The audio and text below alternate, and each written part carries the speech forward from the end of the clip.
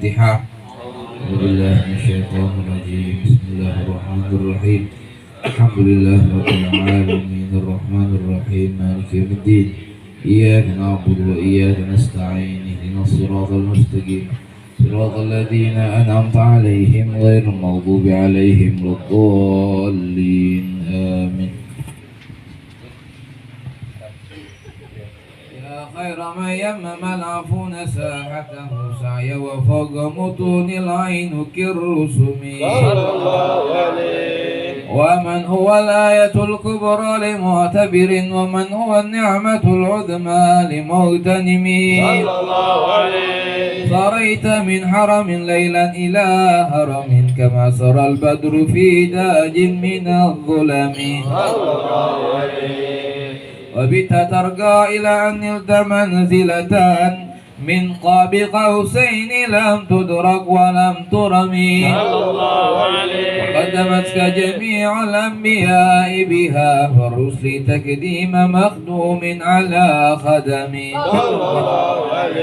وأنت تخترق سبع اتباق بهم في موكب كنت فيه صاحب العالم. حتى إذا لم تدع شعوا لمستبق من الدنو ولا مرقا لمستنم. وفت كل مقام بالإضافة إذ نوديت بالرفع مثل المفرد العالمي. فإما تفوز بوصل أي مستتر عن العيون وسر أي مكتتم. وحزد كل فخار غير مشترك وجزد كل مقام غير مزدهم. وجل مقدار ما أوليت من رتب وعز إدراك ما أوليت من نعم. بشرى لنا معشر الإسلام إن لنا من العناية ركنا غير منهدم. دعا الله داعين لطاعته بأكرم الرسل كنا أكرم الأمم. مولاي صل وسلم دائما أبدا على حبيبك خير الخلق كلهم.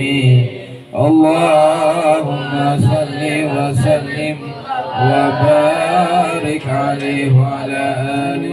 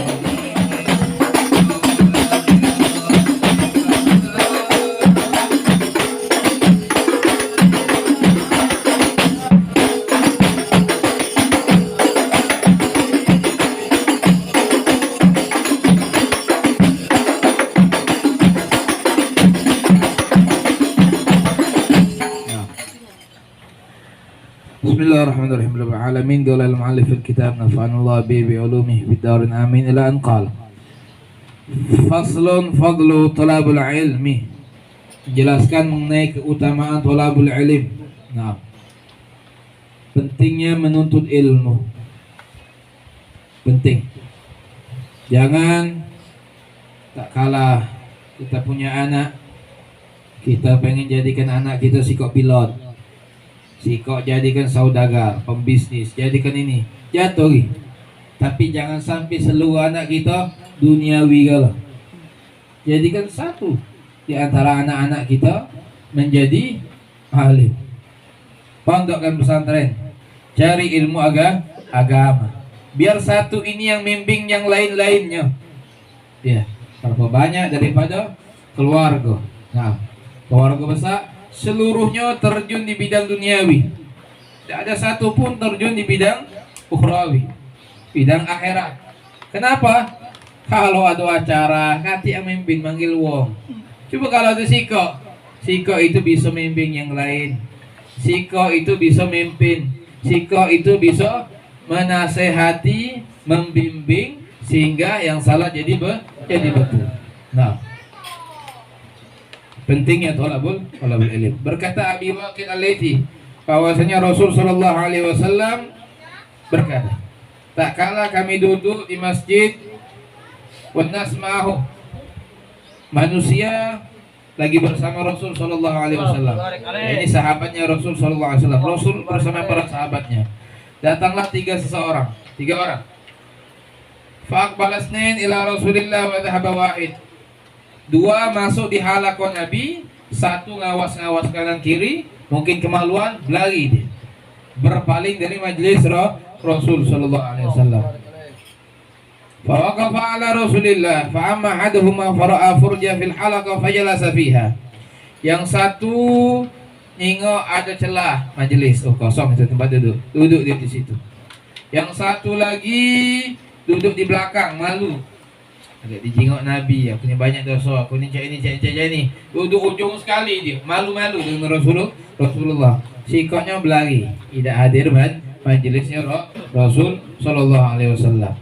Lalu tak kalah setelah kejadian ini, Rasul pun menyampaikan, maukah kalian para sahabatku saya sampaikan mengenai cerita tiga orang. Yang satu awa ilallah, ia bernaungan Allah, hadir majelis, masuk ke dalam majelisnya, dia pun dinaungi oleh Allah. Sikok lagi duduk ujung sekali, malu-malu, ya, Allah pun malu sama dia. Sikoknya berpaling dari Rasulullah, berarti dia berpaling dari Allah. Nah, berpaling dari Rasulullah, berpaling dari majelis ta'lim, berpaling daripada majelis ilmu, hakikatnya dia berpaling dari Allah subhanahu wa ta'ala. Allah pun berpaling dari dia. Na'udzubillah. Nak kemana kita ini? Ya, nak nyari hidupnya sampai kemana? Ya, habisnya di mana? Habisnya di kubur, selesai. Telah masuk kubur, sudah selesai. Tak ada lagi itu tuh. Duniawi akan menuntut dia, akan dipertanggungjawabkan di hadapan Allah subhanahu wa ta'ala. Sedangkan amal dia kosong. Beruntung bagi dia yang kenal ulama, yang hadir majelis ta'lim, yang duduk bersama orang-orang soleh. Itulah yang akan menjadi syafaat bagi dia kelak di hari kiamat. Penolong ia kelak di hari kiamat. Nah, Farad al-Habib Ahmad bin Umar bin Sumaid mas'alatan qala law dakhala an-nabi sallallahu alaihi wasallam fi manzil fi halaqatan halaqa yadrus fiha al-ilmu wa yu'allim fiha an-nas wa yudhkar fiha al-halal al-haram wa halaqa yudhkar fiha awsaf an-nabi sallallahu alaihi wasallam fiha dhikru wiladatihi yajlisu an-nabi sallallahu alaihi wasallam la'il halaqatain. Qala Habib Ahmad yajlisu an-nabi ila halaqatin allati yu'allimu fiha an-nas. Nah, Farad al-Habib mewajibkan. Habib Ahmad bin Umar bin Sumit menjelaskan. Al-Habib Ahmad bin Umar bin Sumit satu permasalahan. Apa kata beliau? Kalau seandainya Nabi masuk ke satu rumah, entah itu mushola atau masjid atau di rumah, Di dalam rumah itu ada 2 halakoh. Satu halakoh yadrus fihal ilm, dia mempelajari ilmu agama, mengajarkan manusia, mengingatkan yang mana yang halal, yang mana yang haram. Satu halakoh lagi di situ menyebutkan mengenai sifat-sifat Nabi Sallallahu Alaihi Wasallam, menyebutkan di situ wiladah, kelahiran Nabi atau maulid Nabi. Jadlisun Nabi ila ayyi halaqatin. Kira-kira Nabi itu duduk di mana? Halakoh pertama atau halakoh yang kedua? Pertama tadi apa halakohnya? Membahas ilmu, ya, ngajar, fikih bahas, zikrul halal wal haram, jelaskan yang mana yang boleh, yang mana yang haram, yang mana yang halal, yang mana yang haram, yang mana yang makruh, yang mana yang sunnah. Pokoknya maulid Nabi, menjelaskan mengenai kelahiran Nabi. 2 majelis ini sama-sama baik, tapi kira-kira Nabi itu duduk di mana? Kira-kira? Hah? Satu apa dua? Dua apa satu? Satu. Dua. Qala Habib Ahmad, berkata Habib Ahmad, yajlisun Nabi ila halaqati ya'lim fiha nas. Nabi duduk di situ yang mengajarkan manusia, menyebutkan, menjelaskan mengenai halal dan haram. Oh tidak, duduk tempat macam sejarah. Ini lebih afdal kalau seandainya ada 2 majelis, dua-duanya baik.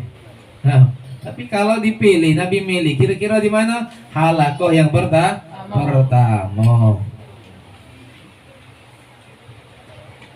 Kedua-duanya baik, tapi yang pertama itu lebih ditekankan mengenai kewajiban kita. Nah, dikatakan bahwasanya Nabi Shallallahu Alaihi Wasallam sangat senang dengan seseorang laki-laki yang menghafal kitab Zubat. Iya. Apa Zubat itu? Zubat itu kitab fikih yang berupa syair-syair mengenai fikih, dari pembahasan akidahnya sampai pembahasan terakhir. Haji masuk, sholat, puasanya seluruhnya masuk di situ. Kitab Zubat namanya. Nah, karangan Ibn Uslan. Beliau ini tak karang-karang, sudah dikarangnya, dilempar ke laut. Oh, mana dilempar ke laut? Bukan gitu, lempar. Apa yang beliau katakan? Kalau seandainya karangan aku ini manfaat, ya, insya Allah dia akan nyebar dewek kepada manusia. Jadi dilempar ke laut, ya, dilempar ke laut. Ternyata ditemukan di tepi pantai, dibukanya, oh ini buku nih, bagus ini. Disebarkan, ternyata yang mengarangnya Ibn Uslan, disebarluaskan sampailah ke zaman sekarang. Nah, masyhur indah tulab, populer di kalangan pesantren mengenai kitab Zubat. Nabi lebih senang seorang laki-laki yang hafal kitab Zubat ketimbang dia menghafal maulid. Kedua-duanya baik, tapi yang lebih diutamakan mengenai fikih. Nah, kalau fikih dia paham, maulid ikut. Nah, kalau Quran dia paham, maulid ikut. Nah, yang lebih penting dulu kita ketahui, yang lainnya kita ikuti juga. Tapi kalau dikatakan yang mana lebih penting, lebih ditemani oleh Nabi, seorang yang memahami ilmu agama. Nah, riwayat dari Abdullah bin Amr radhiyallahu anhu bahwasanya Rasul sallallahu alaihi wasallam masuk masjid melihat ada 2 majelis. Sikok majelis doa kepada Allah, zikir kepada Allah, sikoknya lagi bahas fikih, bahas najis, bahas air, ya, bahas itu wudu, bahas itu sholat, bahas itu puasa. Nah, tuh sikok zikir, sikok majelis salim. Lalu Rasul Shallallahu Alaihi Wasallam bersabda, kedua majelis ini dua-duanya baik, tapi salah satunya ada yang lebih afdol. Ini orang yang zikir, yang berdoa kepada Allah, kemungkinan Allah terima. Nah, kemungkinan Allah tidak terima doanya. Iya. Tapi kalau mereka yang yata'allamun, mempelajari ilmu agama, mengajarkan ilmu agama, kepada orang yang jahil itu lebih afdal. Kenapa? Karena saya diutus sebagai pengajar. Innama bu'ithu mu'allima wa haulai afdal. Mereka itu afdal. Akhirnya Nabi duduk di majelis yang di situ menyebutkan mempelajari fikih. Majelisut ta'lim. Nabi duduk di situ. Nah, terakhir berkata Ka'ab al-Ahbar, seorang tabi'in tapi menemui zaman Rasul sallallahu alaihi wasallam. Dia beriman di zaman Sayyidina Umar bin Khattab. Ia mengatakan kalau seandainya ganjaran majelis ilmu itu ditampakkan di kalangan manusia, maka niscaya manusia itu akan berebut, akan meninggalkan istananya, akan meninggalkan dagangannya, akan meninggalkan pasarnya, akan meninggalkan bisnisnya, dan segera untuk menghadiri majelis ta'lim kalau ditampakkan oleh Allah. Tapi tidak ditampakkan oleh Allah, hanya lewat ayat Al-Quran dan ahadits Nabi sallallahu alaihi wa ala alihi wa sahbihi wasallam. Mungkin sedikit bermanfaat insyaallah, barakah insyaallah. Kita tutup dengan Fatihah dan doa. Fatihah bil qubul iqbal salalah wal bulul amal usullah maqam rijal. Nawina kama wa aslafana wa janna min yati'ana Allah nawir qulubana wa qalibana wa atqal hudal infar. Qulina al maut ala din islam bila mihna wa imtihan haqqi sayyidi wa janna yati'ana Allah barik fi hadha al majlis, barik fi hadha al majma', barik fi hadha al bayt, wa barik liman sakana hadha al bayt wa yati hajat sahib al bayt. على هذه النية وعلى كل نية صالحة إلى حضرة النبي محمد صلى الله عليه وسلم. سورة الفاتحة. يا رحمن العالمين الرحمن الرحيم مالك الدين إياك نعبد وإياك نستعين اهدنا الصراط المستقيم صراط الذين أنعمت عليهم غير المغضوب عليهم. اللهم ربنا تقبل منا إنك أنت السميع العليم وتب علينا إنك أنت التواب الرحيم. اغفر لنا وارحمنا وأنت خير الراحمين فانصرنا على القوم الكافرين. الله ربي فانفعنا ببركاتهم واهدنا الحسنى بحرمتهم وأمتنا في طريقتهم ومعافاة من الفتن يا رب بهم وبآلهم عجل بالنصر وبالفرج. صلى الله على سيدنا محمد النبي الأمي وعلى آله وسلم والحمد لله رب العالمين. تقبل الله منا ومنكم. Senyum Pak.